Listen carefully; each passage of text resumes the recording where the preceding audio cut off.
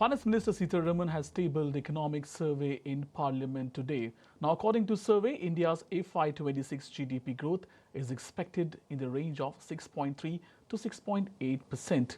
Also, amid global uncertainty, survey expects inflation to remain under control while consumption could remain stable. It also expects rural demand to gain traction going forward. Now, to discuss more on this, I am joined by esteemed panelists, including Sanjeev Puri, President CII and CMD ITC, Mr. Rajiv Memani, President Designate CII and Chairman and CEO EY India, and Chandrajit Banerjee, DG CII. A very good evening to you, gentlemen. First of all, I go to Mr. Puri. Mr. Puri, just a day before the budget, now what are the signals that have been given by survey as what could be the overall direction of the budget this time? Well, I think the survey has very clearly recognized that Indian economy continues to make progress despite the difficult global situation. So several interventions in the past have worked, and the whole focus on investments in the economy through public capex, the focus on human capital development, the focus on reform, the focus on deregulation, bringing in flexibility in labor, and building in for climate resilience. I think these investments need to continue.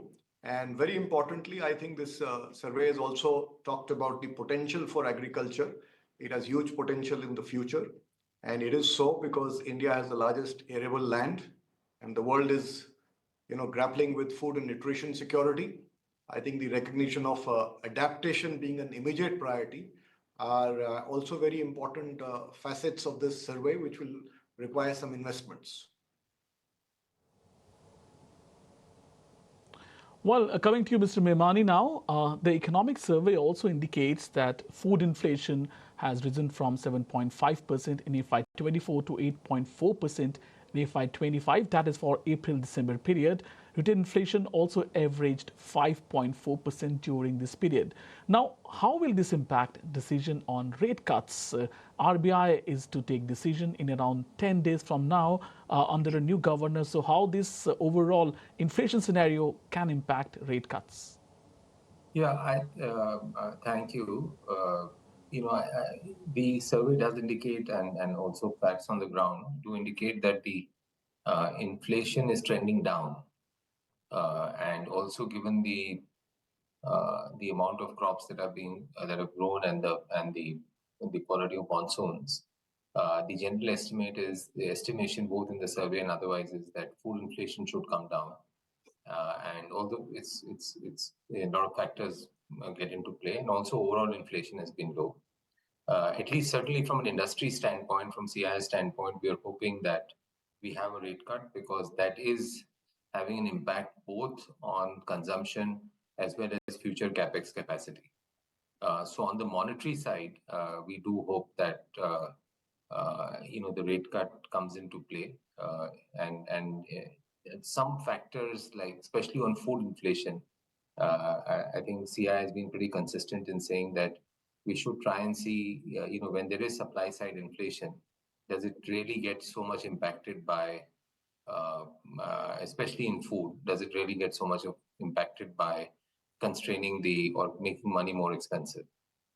So in order to ensure that there is greater focus on demand, there's greater focus on capex and greater buoyancy in the economy, and with inflation, non-food inflation already reasonably low and also trending downwards, commodity prices, I think the survey does indicate should be softening further. I think the interest rates should be, the industry is hoping that the interest rates should be coming down. And coming over to you, Mr. Banerjee now, interesting thing, what today was there an economic survey is that it's issued a warning on AI and job losses. Survey says anxieties about AI impact on jobs, it remained high in India. So how do you see this particular development and the overall reading of the survey? Yeah, of course. The way I saw it, it sort of, if I may say, aptly delves into the subject of artificial intelligence. And it says that it's an opportunity as well as a challenge.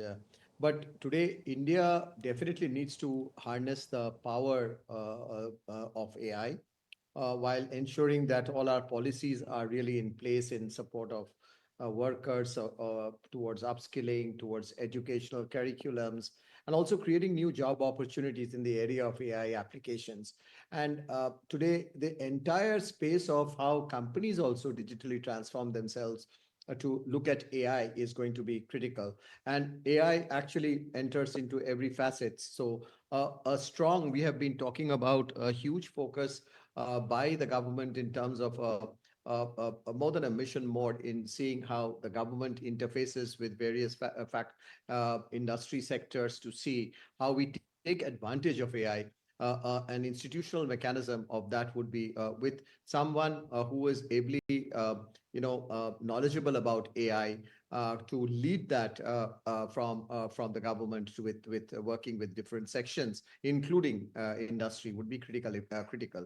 I would also like to say that AI definitely will unlock numerous opportunities across the various business sectors along and that's how we can seize the opportunities. And of course, regarding employment, we would see newer jobs emerging in AI, and any displacement of AI, I think there could be compensated in way of like different types of jobs that can come and replace. So I don't see that to be jobs to be a particular government's focus on education, training programs, private public partnership towards creating and upskilling how we can leverage the expertise of our tech companies. And lastly, how do we ensure that policies are in place to support workers who transition from displaced jobs to newer opportunities, including job placement services. Coming back to you, Mr. Puri, an important subject here is that the economic survey also flags disparity in growth and corporate profits. It points out that while corporate profits are at 15-year high, wage growth has moderated. It also says that it is in the enlightened interest of corporate sector, which is swimming in excess profits, to take its responsibility to create jobs seriously. Now, your comments on these aspects.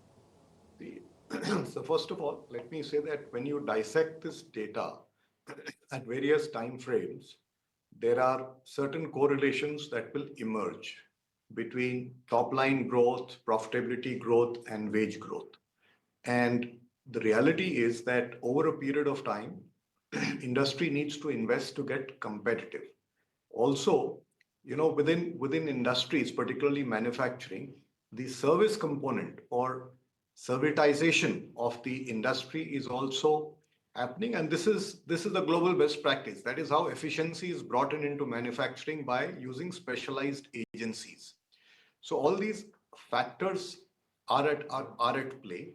And when wages are determined, and this is something that we've also got feedback from our members, that wages are revised periodically across organizations, and ultimately organizations are also fighting the battle for the talent, not just the market, also for the talent.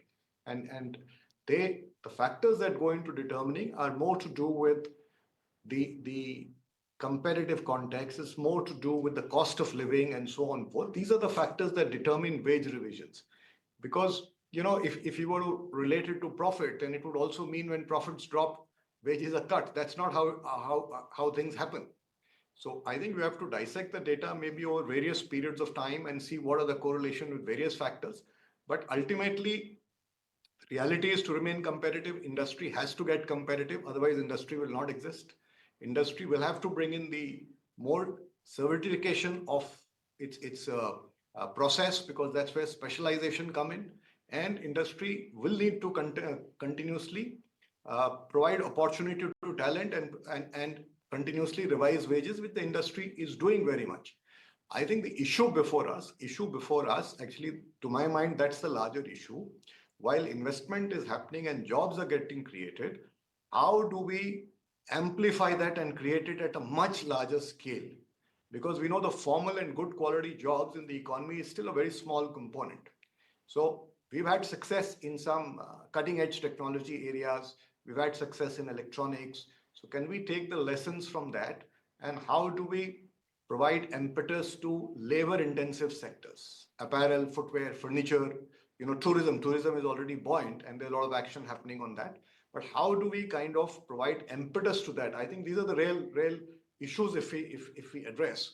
And the I think the survey also spoke about it. The chief economic advisor spoke about the whole thing about ease of doing business, flexibility in labor regulation, cost of doing business. We also need to bring in FTAs. We also need to look at our tariff structure, because all of these things will enable us to integrate better with global value chains. That's how the pool of employment will get created. And before I end, I must also refer All to right. the point that the chief economic advisor also spoke on agriculture. See, it is the largest provider of jobs in the nearly half of our labor force is in agriculture. And for the transformation of the economy, it's essential that the incomes in that sector improves. So we have to provide and accelerate the whole process of bringing technology, digitization, building resilience, using farmer collectives to create competitive agriculture. There is also huge opportunity across the world. To my mind, these are the solutions Right. to really providing good quality incomes and jobs. Right. So I'll quickly go to Mr. Mimani now. Mr. Mimani, coming to a point here, highlighting the significance of deregulation in achieving goal of Viksit Bharat, survey exhorts assessing India's medium-term growth outlook in the context of new global realities. Now, how do you think that can be more possible? Just want a short answer on that. Yeah, so I think that's probably one of the very strong features of the survey. I think he's very explicitly laid out, the path for deregulation. Uh, we can call it ease of doing business, and I think that definitely, for longer term growth, for more capex spend, for attracting more foreign direct investments, in all ways, the government has done a lot of work in the last 4 5 years, but more needs to be done. And more than the federal government, I think a lot of the work actually also needs to happen in the state government, which has also been laid out in the economic survey. And I have no doubt that given it's the fact that it's stated in the economic survey, in every conversation it is coming up, that we will be seeing more definitive action on deregulation going forward. Also, if you look at what the global scenario is today, if you look at what's happening in the US, the current government in the US is very focused on simplification, deregulation, and we don't have to go all the way over there. One of the reasons, Right, Mr. why Mimani. EU is deemed to be not that competitive is because of the myriad regulations, rules, and laws that have been there. And in the announcements, even if you look at the EU leaders, the announcements that have come through in the last 1 or 2 weeks, they are gaining much greater cognizance of this and are also trying to embark on a process of simplification and trying to look at more simplification so that business can operate. And as the word used in the economic survey, getting out of the way Right. of business. I think that can work We get much that more point. efficiently, and we have to use technology in a way that the trust deficit is reduced, and greater trust can be there, and I think it's incumbent on both sides to ensure that greater trust gets created. So I think that is if We get that I point. think that is a very critical part of what's laid out in the economic survey, Yes. and Yes. I'm sure that it is something that the government is working on and will be working on, especially at the state level, to make things simpler. Right. Right. Well, thank you, Mr. Mimani. Thank you, Mr. Puri, and thank you, Mr. Banerjee. In the interest of time, we will wrap it up here. Well, thank you again, viewers, for watching us on this special broadcast with CII dignitaries on Economic Survey 2025.